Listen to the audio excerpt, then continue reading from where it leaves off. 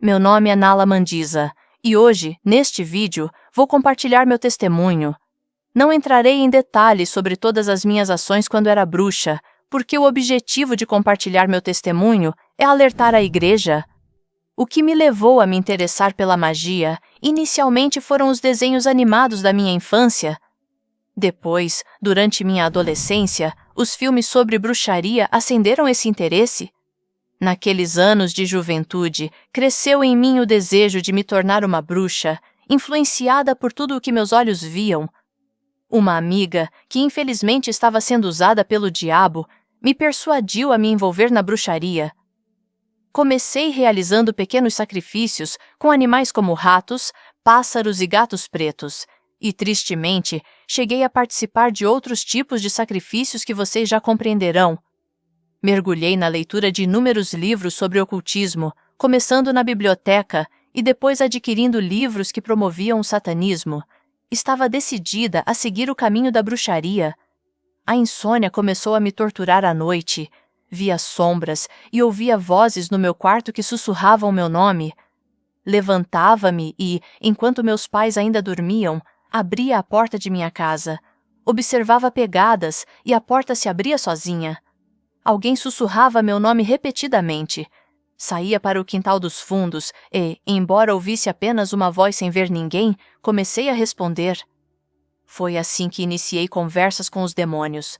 No dia seguinte, contei aos meus pais o que tinha experimentado, mas eles se mostraram incrédulos e decidiram me levar a um psiquiatra. Durante as consultas médicas, os exames não revelaram nenhuma alteração mental, embora eu soubesse que o verdadeiro problema era espiritual. Os médicos não podiam me ajudar porque não entendiam a natureza do que eu estava enfrentando. Diante da incredulidade dos meus pais, optei por ficar em silêncio sobre minhas experiências subsequentes. Parecia que compartilhá-las com eles tinha sido em vão. Quando alcancei a maioridade, anunciei que me mudaria para viver por minha conta. Não desejava permanecer sob o teto deles, pois muitas das atividades que queria explorar, especialmente relacionadas com bruxaria, não podiam ser realizadas perto deles. Minha ambição era progredir e me tornar uma bruxa de renome. Para isso, precisava de privacidade. Sempre fui uma pessoa disciplinada, seguindo meticulosamente as instruções dos livros de ocultismo.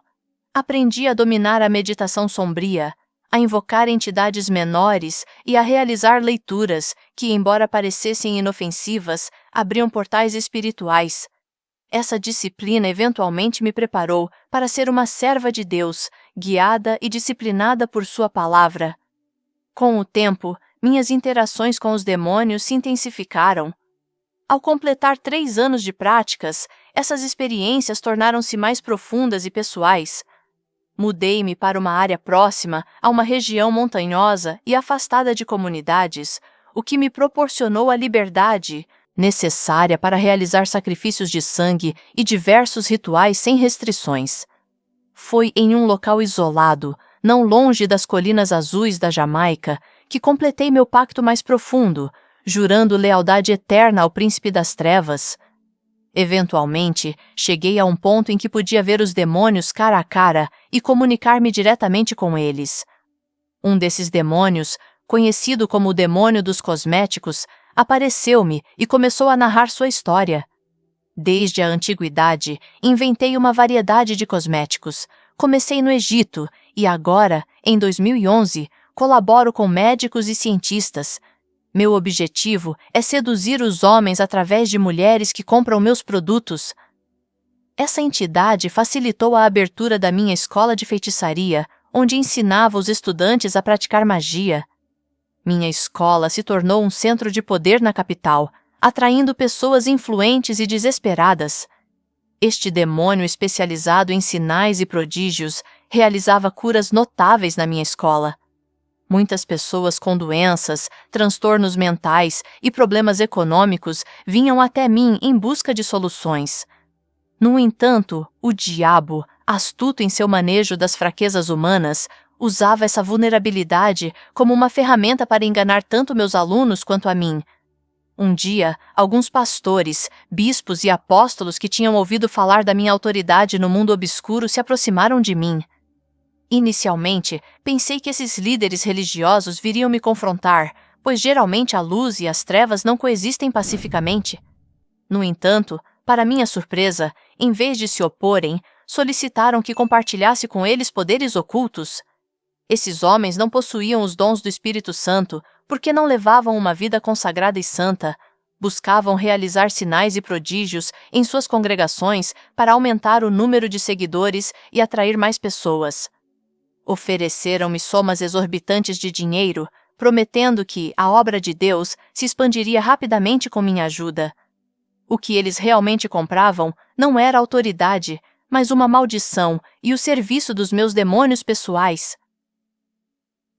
Amados, por isso, quão importante é orar a Deus pedindo discernimento espiritual através do Espírito Santo, porque não é desconhecido que há igrejas que realizam milagres, mas não por parte de Deus, e sim pelos próprios demônios.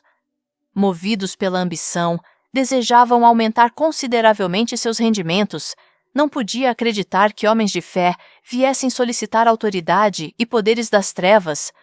Estavam dispostos a pagar qualquer quantia para adquirir uma porção de minhas habilidades, argumentando que o investimento valeria a pena pelas recompensas que obteriam.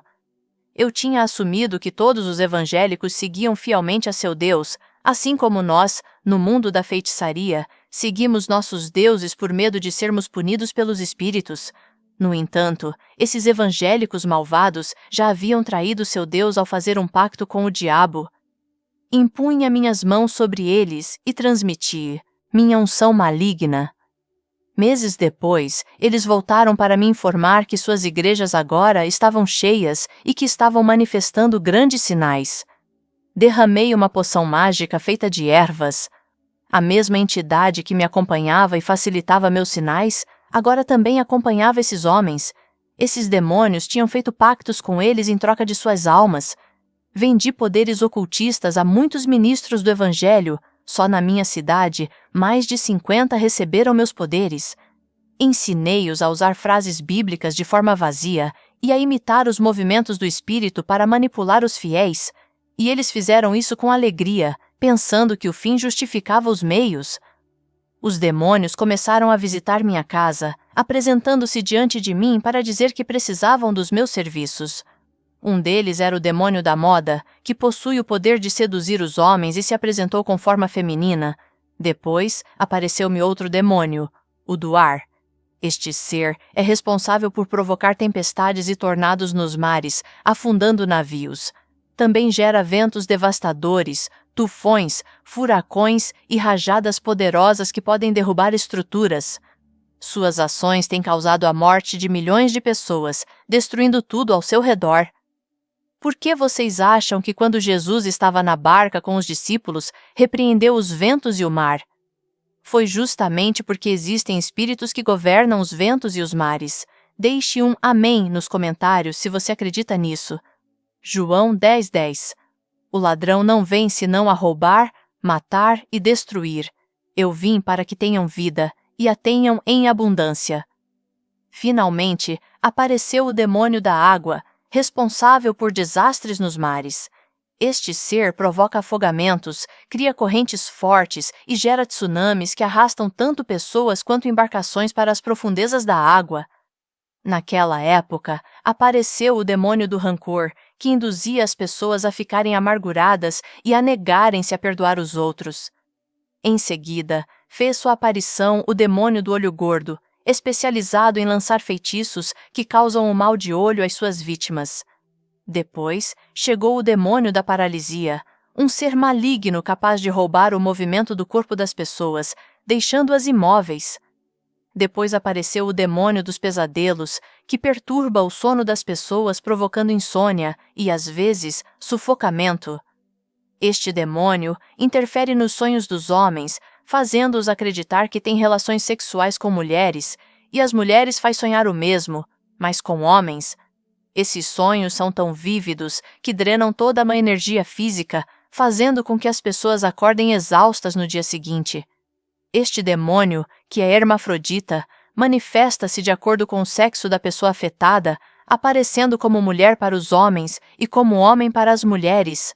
Seu nome no mundo espiritual É íncube-súcubo e opera drenando a vitalidade das pessoas. Esse fenômeno geralmente afeta aqueles que não têm Jesus em suas vidas, ou até mesmo crentes que são espiritualmente fracos ou vivem uma vida de pecado. É vital fazer orações noturnas antes de dormir, pois elas são essenciais em nossas vidas. Deixe um glória a Deus nos comentários se você orar antes de dormir. Quando ainda era solteira, cheguei a ter relações sexuais com esse demônio. Ao contrário de outros, ele não apareceu nos meus sonhos, materializou-se fisicamente para deitar comigo.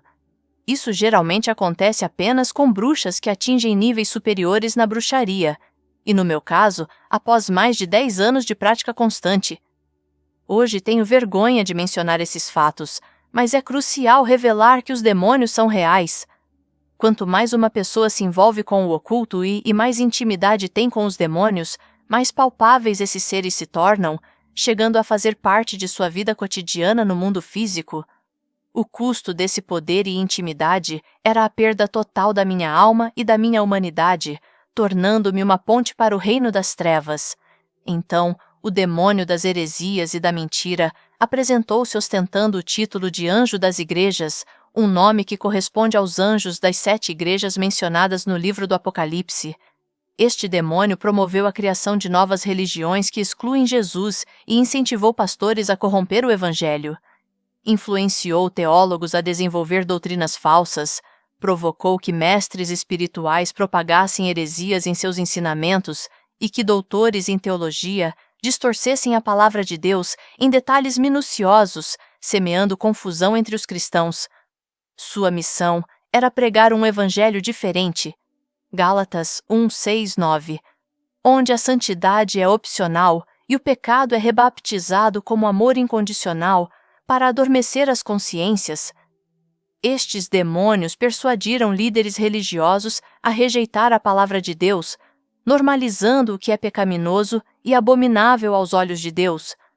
Aos olhos desses pastores, esse demônio da heresia introduziu confusão teológica e buscou brechas para se infiltrar na igreja por meio de ensinamentos falsos, trazendo confusão espiritual à mente dos crentes e contaminando o corpo de Cristo. Apareceu na forma de um anjo, cumprindo o que é advertido em 2 Coríntios 11:14, onde se diz que Satanás pode se transformar em anjo de luz, representando assim o engano dentro da igreja. Após esses eventos, manifestou-se outro demônio, identificado como o demônio da demência. Este ser malévolo leva as pessoas a perderem suas memórias e enfraquece sua capacidade de pensar claramente. Muitos dos pacientes hospitalizados em asilos sofrem por causas espirituais que esse demônio inflige, perturbando-os até que percam a sanidade e precisem ser internados. Este espírito da loucura tem causado que incontáveis pessoas fiquem sem teto e desapareçam de suas famílias. No ocultismo, usávamos para retirar a mente dos inimigos que sabiam demais, deixando-os inofensivos e incapazes de testemunhar. Posteriormente, surgiu o demônio que transforma os corações, infundindo dureza, dúvida e incredulidade nos corações humanos, endurecendo suas emoções e sua fé.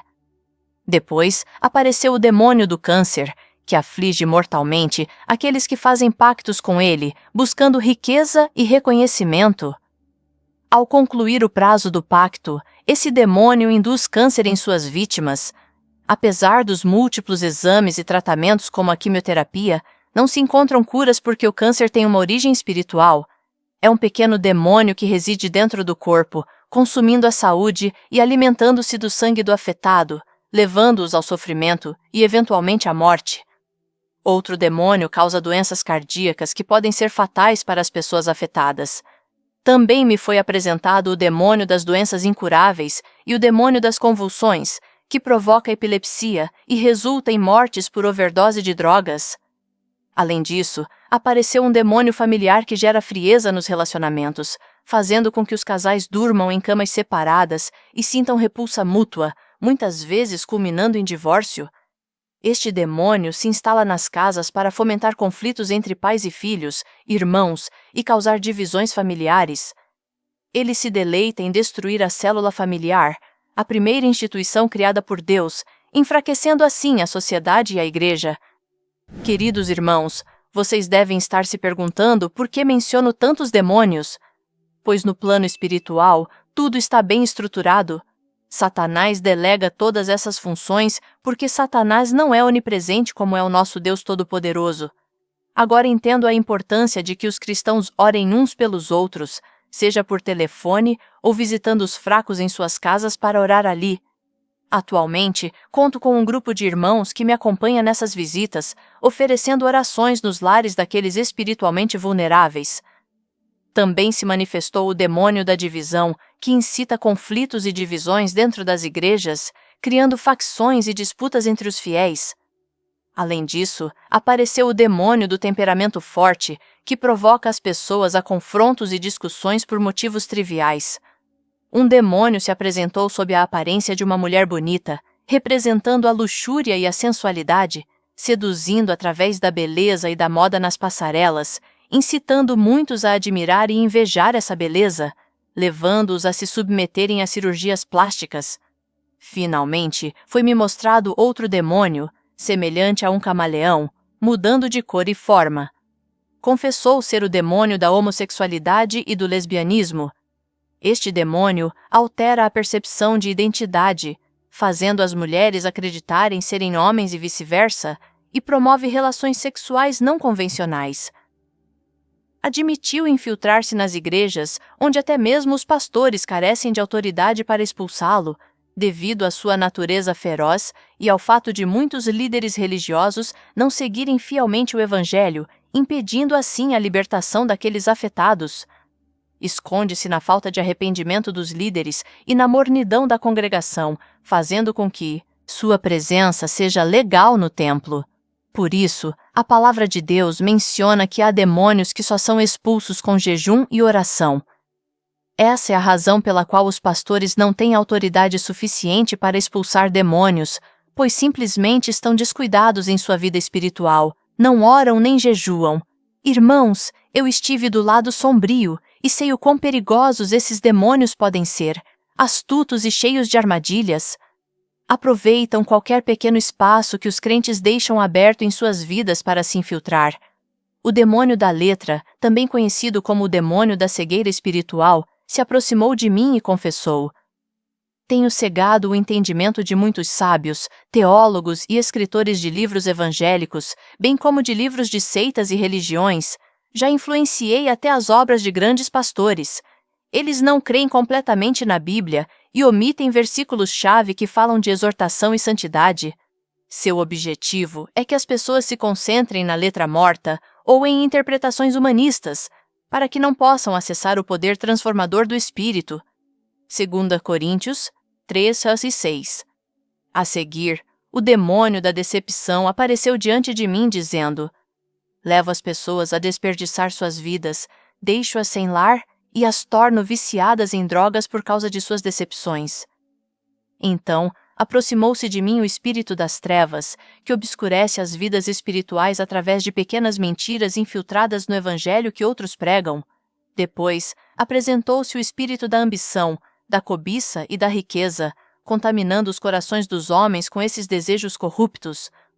O demônio da perversão espiritual também se manifestou e me disse: transformo pessoas boas em más, inverto seus valores. Àqueles que fazem o bem, faço cometer o mal. É fácil transformar bons hábitos em maus e o positivo em negativo. Este demônio trabalha sutilmente, fazendo as pessoas pensarem que fazer algo moralmente duvidoso para ajudar um necessitado é aceitável, corrompendo o julgamento. Posteriormente, se me apresentou o demônio vampiro. Eu tinha oferecido muita sangue de pessoas, animais e até o meu próprio, enquanto ascendia nos níveis de feitiçaria. Ele possuía um dos meus estudantes e extraiu muita sangue dele. Este demônio busca sugar a vida espiritual de muitas pessoas, levando-as à loucura, depressão e suicídio. Outro ente maligno que se alimenta de sentimentos negativos como rancor, ódio, amargura, depressão e estresse também se manifestou. Este demônio se fortalece com esses sentimentos negativos e pode arruinar completamente a vida de uma pessoa saudável. O demônio da pornografia se revelou na forma de uma mulher sedutora, com o objetivo de atrair as pessoas através de sites e filmes pornográficos. O demônio da terra, responsável por desastres naturais como terremotos, inundações e erupções vulcânicas, também fez sua aparição. Tem sido responsável pela morte de milhões de pessoas em todo o mundo. Então, apareceu-me o demônio do erro, que incita as pessoas a cometerem erros e pecar. A seguir, manifestou-se a entidade dos assassinos, que incita as pessoas a matar outras por motivos triviais. Outro demônio que provoca ciúmes, especialmente entre irmãos devido ao favoritismo dos pais, também se revelou diante de mim. O demônio da floresta, que recebe todos os sacrifícios e oferendas dos pactos feitos nas florestas e usa o homem para destruir a natureza, apresentou-se. Além disso, mostrou-me o demônio da perversão sexual, que incita as pessoas a caírem na fornicação, adultério e a cometerem enganos e traições. O demônio do aborto, que promove o aborto e causa uma alta mortalidade infantil, também fez sua aparição. O demônio das palavras feias e dos insultos veio até mim e declarou: as pessoas que juram e amaldiçoam me dão autoridade para entrar em suas vidas. Por fim, uma criança demônio se apresentou e revelou: visito o ventre das mulheres grávidas e espero que o menino nasça para trabalhar em sua vida e enganar sua alma no futuro. Quando nasce uma criança, é essencial criá-la e educá-la nos caminhos do Senhor, seguindo o exemplo do profeta Samuel. Depois, o demônio do cadáver se aproximou de mim. Este demônio impulsiona as pessoas a se alimentarem de cadáveres, praticando a necrofagia, e também incita alguns a desenvolver desejos pelos cadáveres, chegando até a manter relações sexuais com pessoas mortas, conhecido como necrofilia. Posteriormente, apresentou-se diante de mim o demônio da transmutação. Este tem a capacidade de transformar um elemento químico em outro, mudando a matéria de uma forma para outra. Controla a essência da matéria e pode alterá-la, embora não possa criar algo do nada, pois somente Deus possui o poder da criação. Este demônio pode, no entanto, pegar algo já criado e modificá-lo. Um exemplo de seu poder é quando transformou água em vinho, mudando tanto a cor quanto o sabor do líquido. Um milagre que nosso Senhor Jesus realizou, porque Satanás é imitador de Deus. Depois desses encontros, um grande líder se aproximou e me propôs uma missão. Aceitei sem hesitar e ele me instruiu: quero que você vá às igrejas. Não se preocupe com seus líderes. Eles carecem de autoridade e não possuem o discernimento para distinguir o que é de Deus e o que é nosso. Eu os guiarei para que entrem nas igrejas acompanhados de uma entidade. Curiosa, perguntei sobre sua identidade, ao que ele respondeu: sou o demônio das falsas profecias e das falsas visões. Faço as pessoas acreditarem em visões espirituais enganosas, fazendo-as sentir que seu Deus se manifestou entre elas. Seu trabalho é fazer com que o crente se apaixone pela sinal em vez da santidade, tornando-se viciado em experiências emocionais vazias. Naquele momento, apareceu um demônio envolto em chamas, aproximando-se de mim enquanto eu sentia um calor intenso. Este ser possuía grande autoridade para marcar as pessoas e batizá-las em espíritos enganosos. Falava em línguas angelicais e em outros idiomas de diversos países. Este diabo do engano, chamado Elibras, estava pronto para entrar comigo nas igrejas. Antes da minha primeira incursão em uma igreja, fiz um curso de teologia, onde obtive um diploma e uma credencial de pastor. Isso me deu uma cobertura intelectual e social perfeita para minha infiltração. Na primeira igreja que visitei, não fui detectada como bruxa. Ninguém suspeitou de mim e fui recebida de braços abertos. Os irmãos presentes me perguntaram sobre meu cargo e a qual igreja pertencia. Respondi dizendo: sou pastor, e mencionei o nome de uma igreja fictícia. O pastor me deu a oportunidade de pregar naquele dia. A igreja estava lotada. Subi ao púlpito e comecei a pregar a palavra de Deus, enquanto os 2 demônios que me acompanhavam começaram a agir.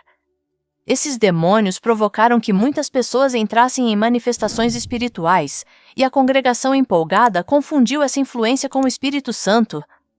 Os demônios falavam em línguas estranhas. Uma criança começou a falar em línguas desconhecidas, e um demônio de fogo se aproximou das pessoas que sentiam sua presença e se rendiam a ele, pensando que era o Espírito Santo.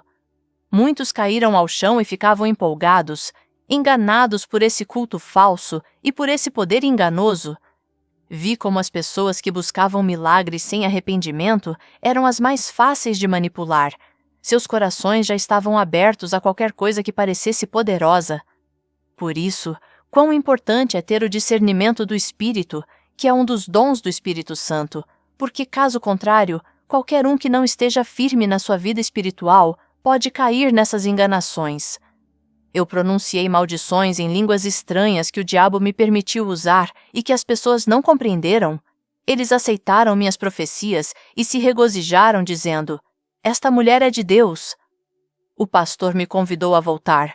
Eu não tinha ideia de quem realmente tinha agido naquela noite. As pessoas me pediram que orasse por elas, e eu o fiz. Com a imposição das mãos, o espírito malévolo que me possuía foi transferido para esses irmãos. Maldiçoei cada um deles, e ao aceitar minhas orações, dei-lhes credibilidade e legalidade para que os demônios entrassem em suas vidas. Minha fama cresceu na cidade. Visitei várias igrejas e realizei vários milagres falsos. Maldia várias congregações. O resultado deste falso Pentecostes, induzido pelos demônios que me acompanhavam, foi que as pessoas pulavam de um lado para o outro, mas no dia seguinte se sentiam fracas e vazias de Deus. Beberam das águas contaminadas oferecidas pelos demônios. O espírito de desânimo invadiu a vida de muitas pessoas após esse movimento falso. Os pastores que me convidaram se perderam e pagaram um alto preço por entregar suas congregações ao engano, causando sua morte espiritual. Acredito que esses pastores não agiram com malícia, mas também foram enganados e pagaram caro por não manterem comunhão com Deus. A igreja atravessa um momento difícil, ansiando manifestações espirituais que cessaram devido ao pecado.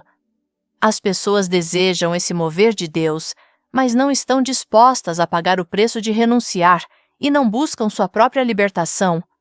Acredito que as pessoas caem ao chão e sentem alegria, não por suportar a presença do Espírito Santo, como descrito em 2 Crônicas 5, 13 e 14, onde a glória de Jeová encheu a casa de Deus ao som de trombetas e louvores, e os sacerdotes não puderam permanecer de pé. Devemos permanecer conectados com o Espírito Santo, pois há demônios que imitam suas atividades. Irmãos, tenham cuidado com quem impõe as mãos sobre vocês. Não conhecemos a vida nem a condição espiritual dessas pessoas. Elas podem transferir todos os seus problemas e até espíritos malignos para você. Muitos crentes adoeceram ou perderam suas finanças após eu impor as mãos sobre eles, porque a transferência da maldição foi sutil, mas eficaz, disfarçada de um ato de bênção. Além disso, a única maneira de evitar essa transferência é vivendo uma vida santa e de oração constante. Se alguém com mãos sujas tocar aqueles que vivem em santidade, o mal não terá efeito, pois eles têm a marca do Espírito Santo. Os demônios não podem se infiltrar onde há santidade, como diz Provérbios 26:2. Assim a maldição não virá sem causa. Falo a partir da minha própria experiência. Coloquei minhas mãos sobre a cabeça de um adolescente e sua vida foi marcada pelo selo do Espírito Santo. Observei uma energia que envolvia seu corpo. Ele estava coberto com o sangue de Cristo, proclamando-o propriedade exclusiva de Deus. Este jovem é representativo de uma igreja particular que observei, a qual não me tinha enviado uma carta de convite como as outras. Pareceu-me incomum, pois todas as demais igrejas competiam para me convidar. No entanto, essa igreja parecia indiferente à minha presença. Minha reputação, que era discutida em todas as outras igrejas, parecia reprimida ali. Para mim, isso foi um insulto. Queria humilhar essa igreja e seu Deus, então invoquei Elibras, disse-lhe: Você me deu uma lista com todas as igrejas da cidade, exceto essa. Por quê? Ele respondeu: Eu dei o nome das igrejas sérias e você fez um grande trabalho para Satanás. Insisti, quero entrar lá, quero descobrir o que essa igreja tem de especial e por que você a teme tanto. A simples menção dessa congregação causava uma irritação palpável nos demônios que me serviam. Elibras, visivelmente incomodado, replicou: Seu trabalho é obedecer, assim como eu. Somos estrategistas nisso. Conhecemos todas as igrejas desta cidade e todas as informações relevantes. Esta igreja não está na lista porque estamos pensando em como abordá-la. Eu retruquei: Você disse que sou uma bruxa poderosa e que ninguém pode me vencer. Agora você diz que não posso contra essa igreja humilde. Você mentiu para mim. Preciso ver com meus próprios olhos se essa igreja realmente pode me vencer. Ele riu e disse: Você não é ninguém para exigir falar com o rei de todos os demônios. Você terá que passar por nós. Enviaremos uma legião. Lembre-se, você tem um pacto conosco. Se você o romper, morrerá. À meia-noite, cheguei a essa igreja acompanhado de uma legião de demônios, mas ao nos aproximarmos da porta, alguns deles fugiram, incapazes de resistir ao poder da oração que emanava daquele lugar. A congregação era diferente das outras, pessoas santas, sem escândalo nem reproche algum, cujos rostos angelicais irradiavam alegria e santidade, estavam no meio de 40 dias de jejum e oração. Seus cânticos não eram apenas música, mas uma barreira de fogo que nos repelia. Ao entrar, um irmão que estava atrás da porta reconheceu que eu era um falso pastor cheio de demônios. Ao contrário de outras igrejas, aqui não conseguia enganar ninguém. Esse irmão repreendeu os demônios, ordenando que saíssem. Caí ao chão, possuída, mas os irmãos expulsaram todos os demônios. Finalmente, estava livre e caí nas mãos de Deus. Essa igreja foi a ponte para a verdade. Por isso, quão importante é ser zeloso com as coisas de Deus dentro da igreja. Tanto desde quem dirige o culto, canta os hinos, quem toca os instrumentos e muito mais quem prega. Todas as coisas devem ser cuidadas para que essa igreja permaneça na santidade. Perguntei aos irmãos: Quem é a entidade forte aqui? Responderam: Aqui não há nenhuma entidade forte. O único poder aqui é Deus, o Criador de tudo. Naquela noite, aceitei a Jesus e oraram por mim para que não morresse, pois os demônios me ameaçaram. Voltei para casa protegido. Felizmente, há igrejas que, embora pequenas, têm verdadeira autoridade. Na meia-noite, dobrei meus joelhos para orar e agradecer a Deus, porque os demônios que ameaçaram me matar não apareceram. Fechei a escola de feitiçaria que dirigia e transformei o espaço em uma sala para a igreja. Destruí todos os livros de ocultismo que possuía. Fiz uma fogueira com minhas ferramentas, amuletos e túnicas de prática, renunciando a tudo que me ligava às trevas. A presença que agora reside em mim já não é a dos demônios que imitavam o Espírito Santo. Agora, a chama que vive dentro de mim é genuína. Recebi o dom do discernimento espiritual, que me permite julgar os espíritos e ter domínio sobre eles. Àqueles que não têm certeza de seu chamado, incentivo a manterem-se alertas. Não julguem precipitadamente, peçam a Deus o dom do discernimento e mantenham vigilância sobre a igreja. Observei que o demônio do fogo, originário de várias seitas como o hinduísmo, o budismo e a bruxaria, está se infiltrando nas igrejas. Este demônio observa e se aproxima daqueles que vivem fora da santidade, enganando-os com facilidade. No entanto, afasta-se daqueles que levam uma vida santa, pois vê a marca do Espírito neles e se retira. Recentemente, visitei uma denominação como servo de Deus, não para enganar, mas para ministrar. Durante a visita, uma mulher começou a falar em línguas. Lembrei daquele idioma específico dos meus dias na escuridão e notei algo estranho nela. O Espírito Santo me instruiu a colocar minha mão sobre ela, e ao fazê-lo, o demônio que a possuía se manifestou e foi expulso. Em outra igreja, um homem emitia várias profecias. Utilizando meu dom de discernimento, identifiquei o espírito por trás de suas palavras. No passado, como bruxa, eu dava falsas profecias. À distância, repreendi aquele demônio e o homem caiu ao chão, sendo libertado por Deus. Este demônio da falsa profecia prometia bênçãos em nome de Deus que nunca se materializavam, levando muitos a se afastarem de sua fé, decepcionados pelas promessas não cumpridas. Este espírito opera sempre com um quase, um amanhã ou um se você der mais dinheiro. Possuo os dons de revelação e profecia, mas só transmito mensagens quando são enviadas pelo Espírito Santo, e até agora todas se cumpriram. Deixo um aviso à igreja: tenham cuidado com as novas manifestações e movimentos que se atribuem ao Espírito Santo. Aquelas manifestações que não estão respaldadas pela Bíblia são doutrinas acrescentadas e devem ser tratadas com cautela. Fiquem atentos às falsas manifestações e busquem orientação divina em pessoas que vivem uma vida santa e carregam a marca de Deus. Suas vidas estão protegidas por Deus e sua presença radiante repele os demônios. Aqueles que não levam uma vida santa, o diabo não percebe luz em suas vidas, mas escuridão, o que lhe permite se aproximar e infiltrar sua influência maligna, tornando-os instrumentos do mal. Para você que não é cristão ou que não vive em santidade, esse demônio pode enganá-lo facilmente. Não pretendo julgar ninguém, apenas alertar sobre a astúcia desse demônio.